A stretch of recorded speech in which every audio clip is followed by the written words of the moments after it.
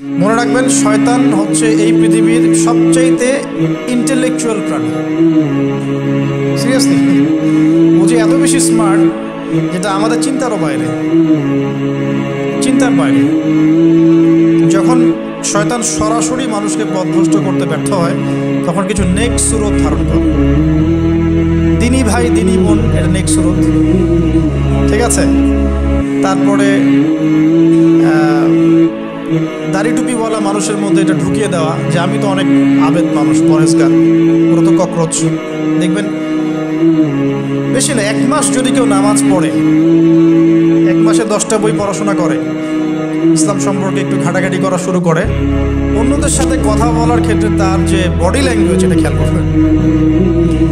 শয়তান কিন্তু অনেক স্মার্ট, এভাবে শয়তান অনেকভাবে মানুষকে প্রতারিত করতে পারে। সো শয়তানের নেক্সট শুরুতে ধোকায় পা দিবেন না। আল্লাহ পাক আমাদের সবাইকে হেফাজত করবেন।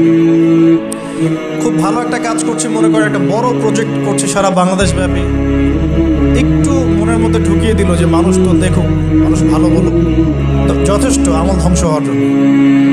এতটুকু যথেষ্ট আমল ধ্বংস হয়ে যাওয়ার জন্য। আল্লাহ মাফ করুক আমাদের। প্রথমে প্রিয় ভাই তওবা করে ফিরে আসা, যার যার হক তাকে তাকে ফেরত দিয়ে দেবে।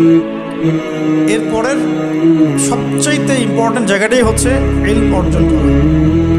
যেখানে আছেন সেখানেই থাকবেন, মানে যে প্রতিষ্ঠানে যে সাবজেক্টে পড়ছেন, এখন আপনাদের প্রায় জীবনের 20টা বছর চলে গেছে। এখন সবার পক্ষে আবার ইউটার্ন করে 0 থেকে স্টার্ট করা পসিবল, এবং এটা বুদ্ধিমানের কাজও হবে না। এটা বুদ্ধিমানের কাজও হবে না। ওই সেকশনে যারা আছেন তাদের সংখ্যা কিন্তু প্রচুর, যারা দিনই লাইনে পড়াশোনা করছেন, ঠিক আছে। আল্লাহ চাইলে তাদের মধ্য থেকেই ইনশাআল্লাহ এমন অনেক বড় বড় মুফতি, মুহাদ্দিস, ইমাম তৈরি হবেন, যারা ধর্মীয় অঙ্গনে নেতৃত্ব দিবেন। আর যদি দেখা যায় তারা তাদের দায়িত্ব পালন না করেন, তখন আল্লাহ পাক জেনারেল থেকে মানুষ উঠায় নিয়ে আসবেন। এটা আল্লাহ পাকের কৌশল, আল্লাহ পাক করতে পারেন। এখন আপনি কি করবেন? যেহেতু আপনারা 20-25 বছর পার করে আসছেন, যে সাবজেক্টে পড়ছেন কন্টিনিউ করতে থাকেন। যদি এনভায়রনমেন্ট থাকে ফ্রি মিক্সিংয়ের, এখানে আপনি আপনার চোখকে হেফাজত করার চেষ্টা করবেন সর্বোচ্চ। এই ব্যাপারে আমি একটা বই সাজেস্ট করি। এই বইটা পড়লে ইনশাআল্লাহ আপনার অন্তরের মধ্যে এই বিষয়গুলো কমে আসবে ইনশাআল্লাহ। সেটা হলো তাসকিয়া, ও আরেক নামে এসেছে, সেটা হলো তাসাউফ ও আত্মশুদ্ধি।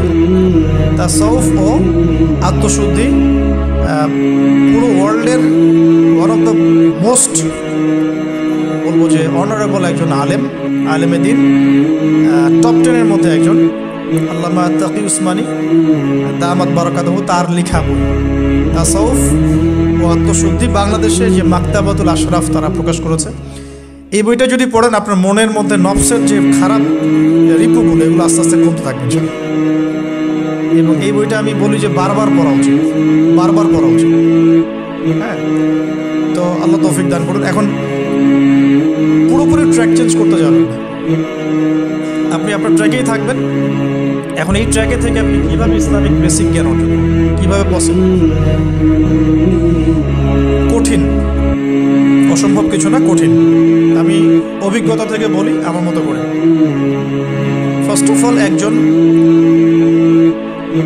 বিজ্ঞ কারি সাহেব, হাফেজে কোরআন বা কারি, প্রাথমিক স্টেজ বলছি, বিজ্ঞ একজন কারি সাহেব বা হাফেজে কোরআন, যার সাথে আপনার ভালো সম্পর্ক বা যাকে আপনি চিনেন, রিনাউন্ড, বা যিনি খুব কোঅপারেটিভ, আপনাকে সময় দেন, টাইম দেন, এরকম কারো কাছে গিয়ে আপনি কোরআন তেলাওয়াত করা শিখবেন।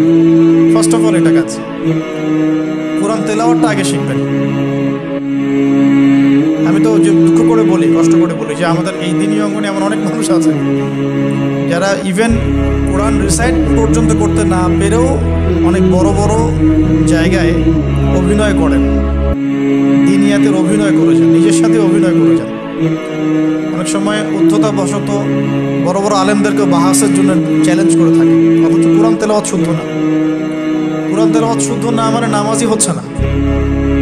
কোরআন তেলাওয়াত শুদ্ধ না মানে কি? নামাজ হচ্ছে না। কবুল করার মালিক তো আল্লাহ, শর্ত তো এটা। কবুল করার মালিক তো আল্লাহ। আল্লাহ পাক চাইলে কেউ 1 ওয়াক্ত নামাজ না পড়লেও তওবা করে ফিরে আসছে মৌতের আগে, হয়তো আমরা জানি না, আল্লাহ মাফ করে দিয়েছেন, হতে পারে না? এটা তো শর্ত। কোরআন তেলাওয়াত তাজবিরের সাথে শিখতে হবে।